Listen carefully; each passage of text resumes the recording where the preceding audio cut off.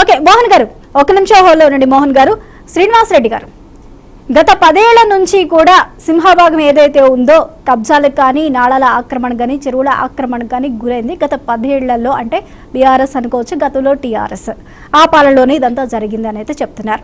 మొత్తానికి చూసుకున్నట్లయితే మిషన్ కాకతీయ పేరుతో కూడా చెరువుల పరిరక్షణ అంటూ కూడా గతంలో 40,000 కోట్లు పెట్టి టీఆర్ఎస్ అనేది ప్రక్షాళన కార్యక్రమాన్ని మొదలుపెట్టింది.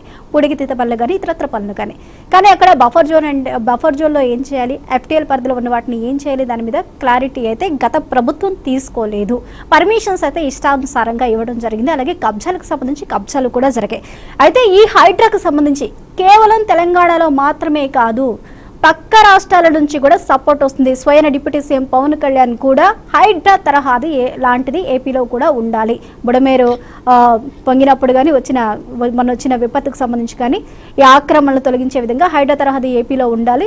రేవంత్ రెడ్డి తీసుకున్న నిర్ణయం మంచిదంటూ కూడా ఆయన కితాబుని ఇవ్వడం జరిగింది. అయితే ఈ హైడ్రా ఏకపక్షంగా వెళుతుందా, మీరేమంటారు? శ్రీనివాస్ రెడ్డి గారు.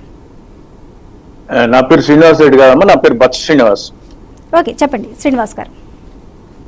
అయితే మొట్టమొదట బీఆర్కే న్యూస్ వీక్షకులకు, మీకు అక్కడ ఉన్నటువంటి సోదరులందరూ కూడా నమస్తే అమ్మా.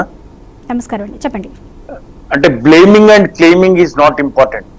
మన అందరిని అనొచ్చు, నోరుంది మనకు, వేదిక వచ్చినప్పుడు మన ఇష్టానుసారంగా మాట్లాడేద్దాం అంటే మాట్లాడవచ్చు, అదేం పెద్ద ఇష్యూ కాదు. హైడ్రా పరిధిలో హైదరాబాద్ రాష్ట్రంలో 9,500 పైచిలకు చెరువులుండే. ఈరోజు ముఖ్యమంత్రి రేవంత్ రెడ్డి గారు ఏర్పాటు చేసినటువంటి హైడ్రా పరిధిలో 9,500. 1980 నాటికి అవి 3,000 పైచిలుకైనాయి. ఈ రోజు అంటే యాజ్ ఆన్ డేట్ ఆ 3,000 కూడా ఆల్మోస్ట్ ఆల్ 60% వాటిపైన, లేకపోతే ఆ 60% కూడా పోయి ఇప్పుడు 40% చేరింది. అంటే యాక్చువల్లీ ఇది టోటల్ గా 61% ఆక్రమణకు గురయ్యాయి. ఆక్రమణకు గురైంది ఎప్పటి నుంచి? 1980 నుంచి 2024 వరకు, అంటే ఆల్మోస్ట్ ఆల్ 44 సంవత్సరాలల్లా. అంతకు ముందు 1950కి పూర్వం, అంటే హైదరాబాద్ రాష్ట్రం ఏర్పడ్డ నాటి నుంచి 1975 తర్వాత ఒకసారి లెక్క తీస్తే ఉన్నటువంటి చెరువులు 9,000 నుంచి 3,000 అయినాయి. ఇది ఓవర్ నైట్ లా 10 ఏళ్ళలో అయిపోయింది, నాకు ఏ సంబంధం లేదు అంటే కుదరదు అట్లా. ఇంకొకటి, పొలిటీషియన్స్ అనేటోళ్ళు మొన్న ఆ పార్టీలు ఉన్నాడు, నిన్న ఈ పార్టీలు ఉన్నాడు, ఇవాళ ఈ పార్టీలు ఉన్నాడు, పార్టీలు మారుతూనే ఉన్నారు. వాళ్ళే పార్టీలు అధికారం వస్తే ఆ పార్టీలకు పోతా ఉన్నారు. తెలుగుదేశం పుట్టక ముందు కాంగ్రెస్ లో ఉన్నోడు తెలుగుదేశంలోకి వచ్చిండు, తెలుగుదేశంలో ఉన్నోడు టిఆర్ఎస్ పుట్టినాక తెలంగాణ ప్రాంతంలో టిఆర్ఎస్ లోకి వచ్చినాడు. అసలే భాజపాల అంటే రాజకీయంగా తనకు పునరావాసం కావాల్సినప్పుడు అతను వలస వెళ్ళిపోతా ఉంటాడు. ఎక్కడ అవకాశం ఉంటే అక్కడ నాయకులు వెళ్ళిపోతా ఉంటారు. ఆ విధంగా రాజకీయ వ్యవస్థ అయితే ఉంది. దీంట్లో మనం మాట్లాడుకుంటే చర్చ జరిగేటప్పుడు వాస్తవాలు ప్రజలకు తెలవాలి.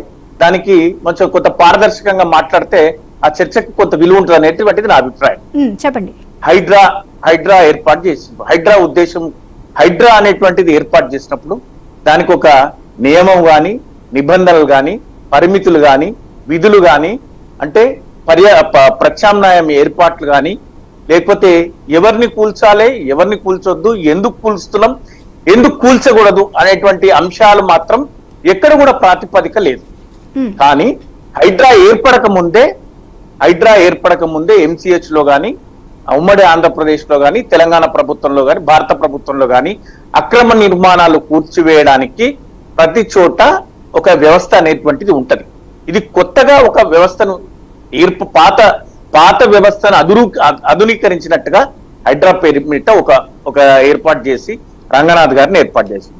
సరే, ఇది దీంట్లో అది ఏ ఉద్దేశాలతో ఏర్పాటు చేసిండ్రు అంటే, నిజంగా ప్రజాక్షేమం కోసం ఏర్పాటు చేసిందైతే విధి విధానాలు ఉంటాయి, శాశ్వతంగా ఒక ప్రాతిపదికన వెళ్తుంది.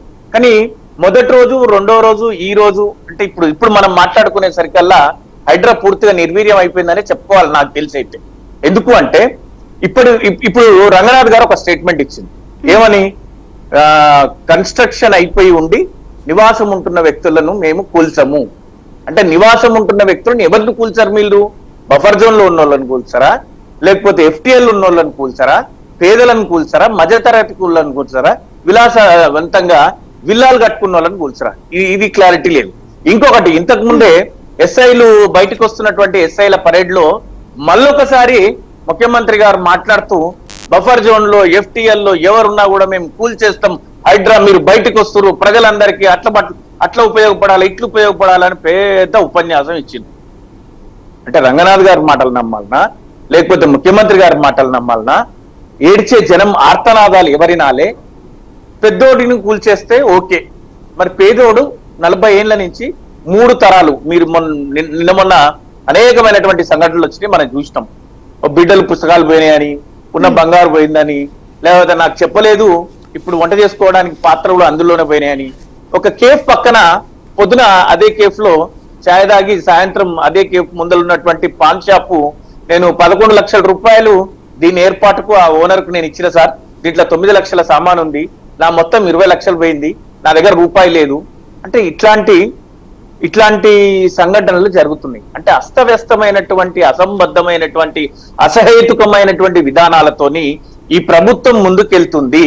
ఇది ఎవరి కోసం ఏర్పాటు చేసిండ్రు అంటే కాంగ్రెస్ పార్టీలో తనను వ్యతిరేకించే వాళ్ళ కోసం, ప్రతిపక్షంలో ఉన్నటువంటి పార్టీలో రోజు ముఖ్యమంత్రి గారు చేస్తున్నటువంటి ఆయన ఇచ్చిన హామీని నిలబెట్టలేని పరిస్థితుల్లో ఉండి, ఆర్థిక వ్యవస్థను గాడిపెట్టలేని పరిస్థితుల్లో ఉండి, ఆయనకు నిద్ర లేకుండా ఆ ప్రభుత్వాన్ని అతలాకుతలం చేస్తున్న వ్యక్తులందరి మీద అజమాయిచి చేయడం కోసం, బెదిరింపుల కోసం ఏర్పడ్డదాలుగా నేనైతే ఈ హైడ్రాని చూస్తున్నా. నిజంగా హైడ్రా అయితే శ్రీనివాస్ గారు మీరే అన్నారు, ఇప్పుడు కొన్ని కూల్చివేతలు మనం చూసినట్లయితే కిరోసిన్ పోసుకుని ఆత్మహత్య చేసుకుంటామంటూ కూడా సామాన్యులు బెదిరించిన పరిస్థితి. మీరు ఇక్కడ ఏమంటారంటే కాంగ్రెస్ కి వ్యతిరేకంగా మాట్లాడిన వాళ్ళ కోసం, అలాగే ప్రతిపక్షంలో ఉన్న వాళ్ళ కోసం ఈ హైడ్రాని తీసుకొచ్చినట్లు మీరు చెప్తున్నారు. అలాంటప్పుడు సామాన్యులు ఇక్కడ అతీతం కాదు అన్న విధంగా మన సంఘటనలు మీరే చెప్పారు. ఏ సంఘటనలు జరుగుతున్నాయి, ఎవరెవరు బయటకు వచ్చి మాట్లాడుతున్నారు, ఎవరు బాధపడుతున్నారు, సామాన్య ప్రజలు ఎంత ఇబ్బంది పడుతున్నారు అన్న విషయం కూడా మీరే చెప్పారు. అలాంటప్పుడు ఇక్కడ మనం పారదర్శకత చూస్తున్నామా, చూడట్లేదంటారా? పారదర్శకత లేదు. ఎందుకు లేదు అంటున్నా అంటే, మీరు ఈ రోజు వరకు చాలా పేర్లు తీసుకొచ్చారు, చాలా మీడియా ఛానళ్ళు, చాలా మంది వ్యక్తుల, నేను I don't want to name them, చాలా మంది కాంగ్రెస్ పార్టీ కావచ్చు, బీఆర్ఎస్ పార్టీ కావచ్చు, వ్యక్తుల పేర్లు అందరు తీసుకొస్తే మరి ఎందుకు మీరు తత్సారం చేస్తున్నారు? ఎందుకు మీరు ఒక నిర్మాణాత్మకమైనటువంటి చర్యలు చేపట్టడం లేదు? ఎందుకు అంటే ఇంకా బెదిరింపు అయిపోయింది.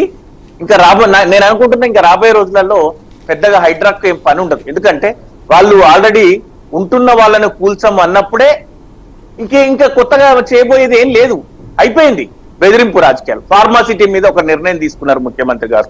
తర్వాత సరే ఆయన ఏ నిర్ణయం తీసుకున్నారో అది మంచి ఆలోచన అయితే అది ప్రజల్లోకి తీసుకెళ్లి దానికి ఏమైనా విధి విధానాలు ఉంటే బాగుండేది. 3 రోజులకే దాని మీద విరమించుకున్నారు. హైడ్రా తీసుకొచ్చిరు, విరమించుకున్నారు. బస్సులు ఫ్రీ అన్నారు, అదనపు బస్సులు లేవు. హామీలు అన్నారు, నెరవేర్చలేదు. రుణమాఫీ అన్నారు, సవ్యంగా చేయట్లేదు. ఇదంటే ఏంటంటే డైవర్షన్ పాలిటిక్స్. ఒకటి అజమాయిషి సాధించడానికి చేసేటువంటి ప్రయత్నంగానే మాత్రం ఇదంతా జరుగుతుంది. కానీ ఇది ఏదో పెద్దగా సాధించడానికో ఇంకెవరినో ఉద్ధరించడానికో అయితే కాదు. ఆ విధంగా కొంత